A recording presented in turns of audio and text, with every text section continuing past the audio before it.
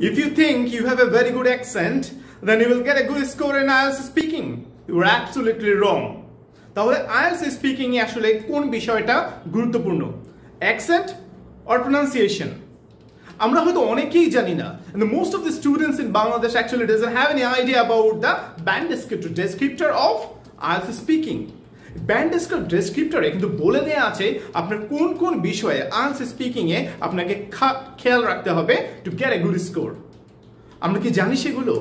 আমরা কি জানি যে লেক্সিক্যাল রিসোর্স কি জিনিস, pronunciation, grammatical range and accuracy, fluency এবং কোহেরেন্স কিভাবে অর্জন করতে হয়? হয়তো জানি না। যদি না জানেন তাহলে আপনার জন্য আগামীকাল রাত 9টায় IELTS স্পিকিং এর একটা এক্সক্লুসিভ ওরিয়েন্টেশন ক্লাস নিতে যাচ্ছি অনলাইনে। সো এই ভিডিওর ক্যাপশনে অথবা কমেন্টে আপনি এই গ্রুপের ফ্রি ক্লাসের গ্রুপের হোয়াটসঅ্যাপ লিংক দেওয়া থাকবে, জয়েন করে ফেলুন। আমি ঠিক ক্লাসের 5 মিনিট আগে আপনাদেরকে জুম লিংক দিয়ে দিব।